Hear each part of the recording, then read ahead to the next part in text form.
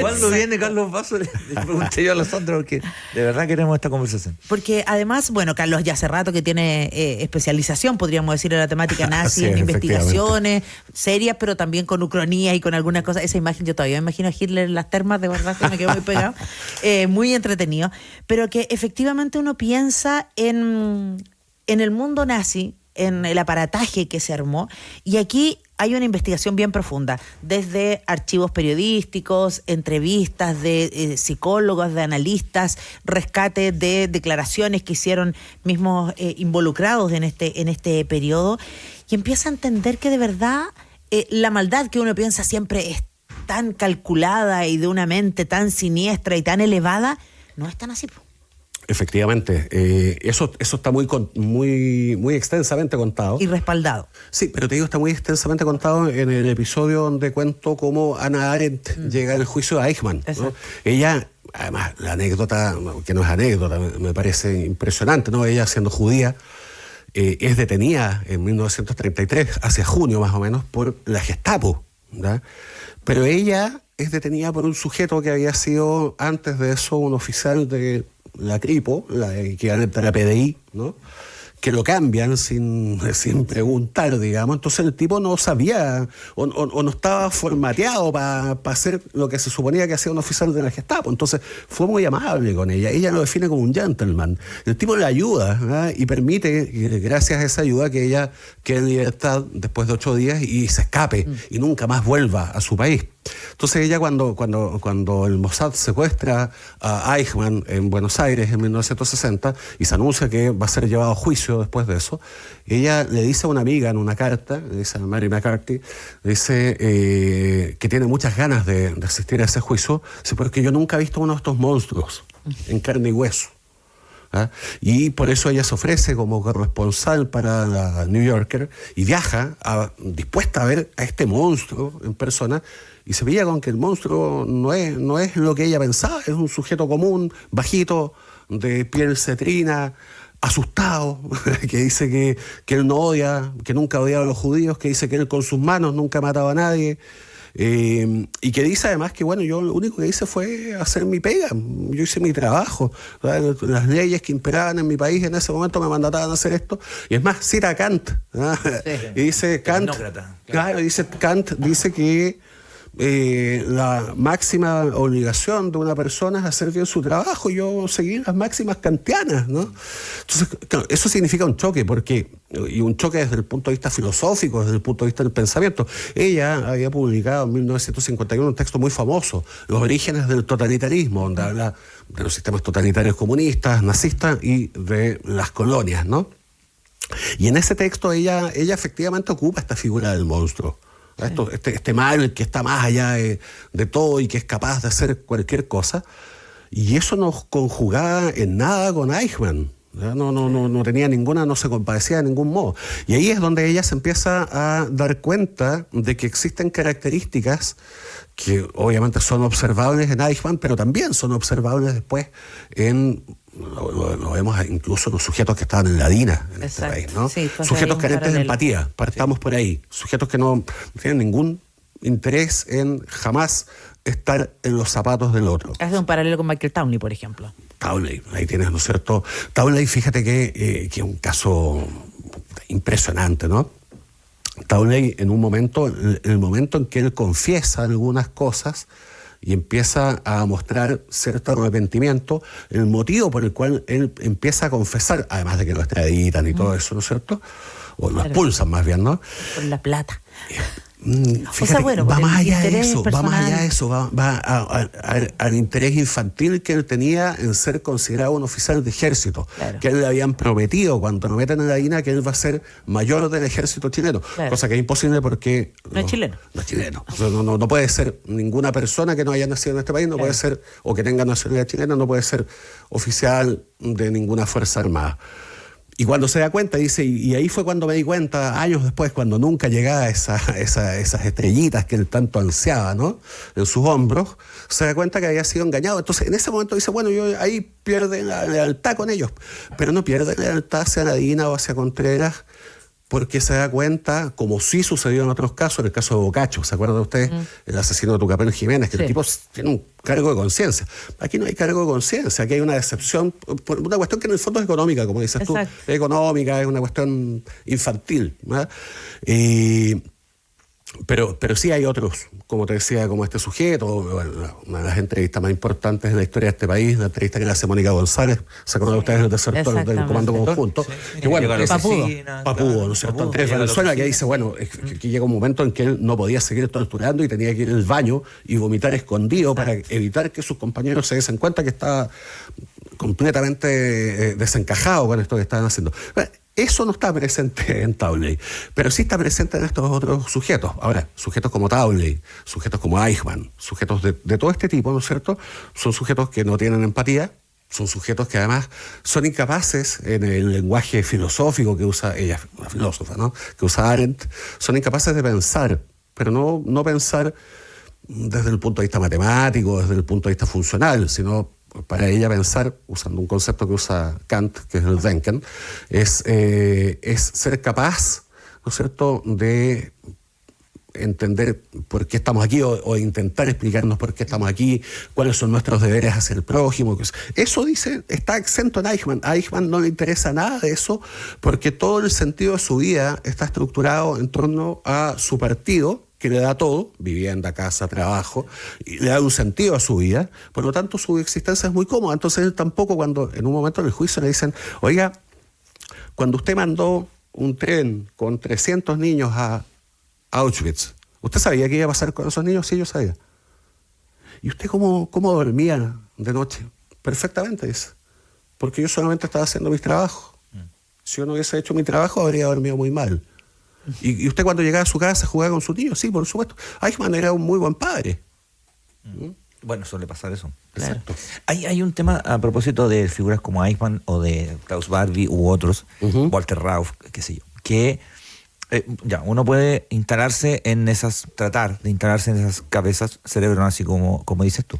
Pero resulta que estas personas que yo menciono escapan de la guerra, de una u otra manera, se trasladan, así es, cruzan el charco, se trasladan a otra latitud, con otra idiosincrasia, y son muy cobijados, respetados, venerados, ¿no? Hasta con la ayuda de un cura. Estoy hablando de gente que... con la ayuda del Vaticano. Claro, pero en particular te mencionaba estos tres porque llegan a este lado. Así es, llegan aquí a Sudamérica. Llegan acá. Y tienen lugares de poder, tienen vínculos con los gobiernos en particular. ¿Cómo ves tú esto de cómo se irradia eso hacia una idiosincrasia que es distinta, como la nuestra? Gente que es protegida, gente que es valorada, gente que es promovida. En Chile no fueron juzgados, recordemos que los de Argentina y Perú por lo menos sí. Bueno, ahí está contado en el texto justamente lo que pasó con Barton Rauff, que vivía las atrocidades que fueron cometidas por la gente, por los inventos que él diseñó, ¿no? Sabiendo perfectamente qué es lo que estaban haciendo. Y efectivamente acá, ¿no es cierto?, en una muestra de un legalismo arcaico, la Corte Suprema termina aplicando en la prescripción a unos crímenes de lesa humanidad de una brutalidad indecible. Pero yendo a tu cuestión... Claro, llegan acá y acá son cobijados. Lo que pasa es que hay una cuestión que yo vengo diciendo hace muchos años, hay unas, y esto está en muchas sociedades, pero yo creo que acá, Argentina, Brasil, es muy potente una especie de pulsión nazi. ¿Eh? Y cuando yo te hablo de pulsión, estoy usando el concepto freudiano. Freud habla de una propensión, ¿no? La famosa pulsión de Tánatos, la pulsión de Eros. Yo creo que en algunos sectores existe esa pulsión. Ahora, hay algunos factores objetivos que te expliquen eso. Tienes, por ejemplo, un cierto antecedente objetivo de que a este país llegan desde 1846 en adelante muchos migrantes alemanes que son traídos por el mismo gobierno chileno, que efectivamente son capaces, ¿no es cierto?, de efectuar un muy buen trabajo en la zona sur del país, que son arquitectos muy buenos, que son muy buenos agricultores y qué sé yo. Por lo tanto, se sabe que es gente eficiente, que es gente que trabaja, gente ordenada, gente puntual, ¿ya? Ahí tienes un factor objetivo que puede explicar un poco, de algún modo, la noción de que la gente de Alemania trabaja bien y que pero no alcanza aún eso como para explicar, ¿no es cierto?, esa propensión, justamente esa pulsión a simpatizar con esto. Y el ejemplo más patente, yo creo que incluso más de los que tú mencionaste, pero en el caso de Walter Rauff tenemos además y que esto lo investigó, y esto hay que decirlo, Philipp Sands, muy extensamente en el texto que publicó el año pasado, ¿no? Hay una amistad con Pinochet. O sea, hay una cuestión, ¿no es cierto? Bueno, y Pinochet, un sujeto que tenía una pulsión proto-nazi, ¿no es cierto?, muy potente. Pero fíjate que yo creo que donde más se manifiesta esta pulsión es en Colonia Dignidad. El caso de Colonia Dignidad. Y fíjate que en el caso de Colonia Dignidad, a mí habitualmente me preguntan cuando llegamos a este tema, oye, todos estos políticos, todos estos UDI que iban para allá, y que sí, efectivamente, Jaime Guzmán iba para allá, todos ellos, eso no hay ninguna duda. Pero había políticos de izquierda también. Sí, sabía. Felipe Letelier, diputado PPE, que nos defendió cuando Investigaciones trató de tomar detenido a un sujeto que tenía órdenes de detención. Entonces, esa pulsión, ¿no?, que tiene que ver además también con intereses, tiene que ver con un montón de cosas, ¿no? Tiene que ver con esta vieja máxima de que el amigo de mi amigo es mi enemigo. ¿Cómo es? El enemigo de mi amigo. El enemigo de mi enemigo es mi mejor amigo. Tiene que ver con eso también, ¿no es cierto? Pero más allá de eso, está esta cosa preexistente, este gusto. Ahora, si nos vamos a la historia de este país y intentamos buscar antecedentes de esto, en este país, ¿verdad?, hubo un intento de golpe de Estado nazi. Sí. Los nazis intentan tomarse el poder en 1938 en este país. Eso pasa en la historia, ¿no es cierto?, en función de la masacre a que son sometidos estos jóvenes nazistas. Es una masacre también indiscriminada en el centro de Santiago. Exacto, el Seguro Obrero. No es una matanza en Las Pampas o en el Alto Biobío, digamos, una matanza en el centro de Santiago, una matanza de una brutalidad también incomparable. Y ese hecho, esa matanza, ¿no es cierto?, el hecho de que esto haya culminado de ese modo, hace que nos olvidemos un poco y una cosa, digamos, no justifica la otra desde ningún punto de vista, pero hace que nos olvidemos que en definitiva los nazis tenían tanta capacidad de organización en su momento, tanta decisión, que llegan a planificar un golpe de Estado, que además falla, ¿no? Ellos tenían, supuestamente, había varias unidades militares que se iban a sumar a este golpe de Estado, y las unidades militares no se suman.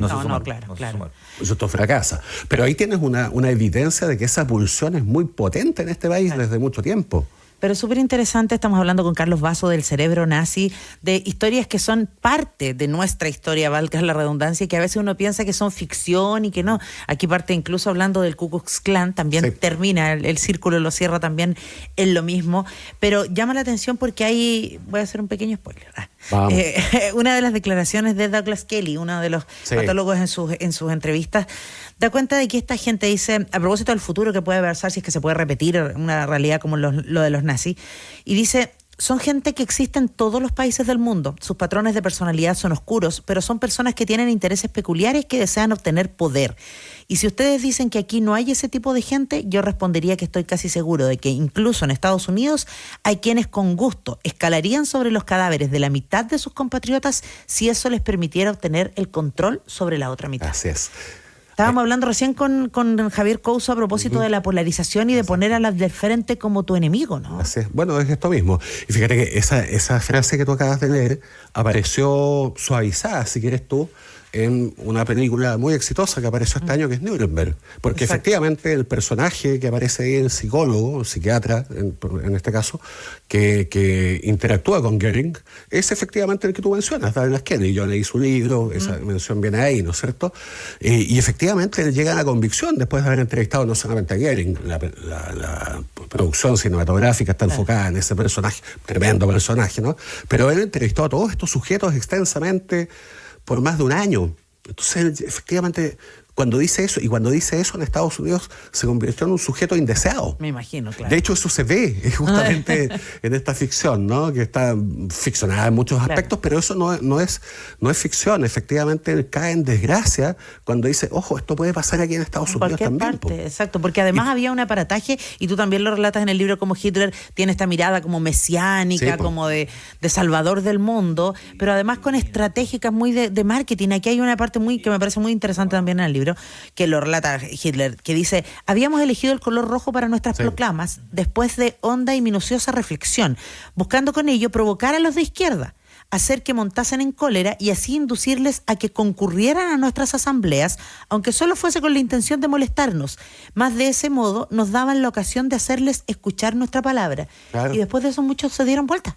Efectivamente, pero además hay un contexto un poco más amplio en eso. Por ejemplo, él también cuenta, y esto lo cuentan otros nazis, ¿no es cierto?, que efectivamente ellos atraían a gente de izquierda a sus mitines que se hacían en estas famosas cervecerías en Múnich, ¿no es cierto?, con el objetivo de causar peleas. Y con el objetivo expreso de eso. O sea, los tipos entraban muchas veces pacíficamente y ellos mismos los incitaban. ¿Por qué? Porque eso generaba sonidos, generaba movimientos, generaba boche, ¿no es cierto? Y eso llamaba la atención y se convertía en un tópico de conversación, ¿no? Entonces, daba lo mismo a veces si convertían o no convertían a militantes. Lo que les importaba es que estuviesen en la boca de todos, ¿no? Que todos estuviesen conversando acerca, oye, ¿supiste lo que pasó anoche en la cervecería de no sé dónde? Oye, los nazis le pegaron a los comunistas, los comunistas le pegaron a los nazis. Estaban buscando eso, tenían mucha conciencia de que si tú traduces eso en lenguaje actual, bueno, ese es el dicho, ¿no es cierto?, de que no hay publicidad negativa. Claro.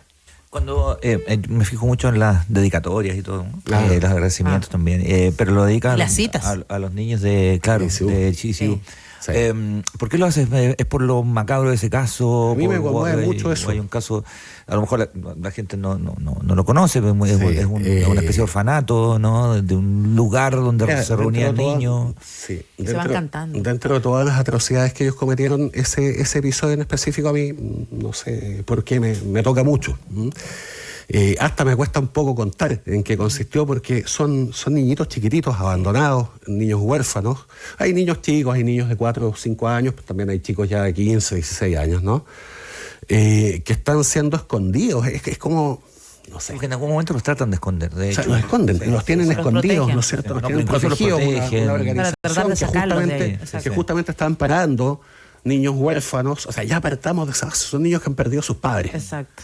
Son niños judíos que están perseguidos.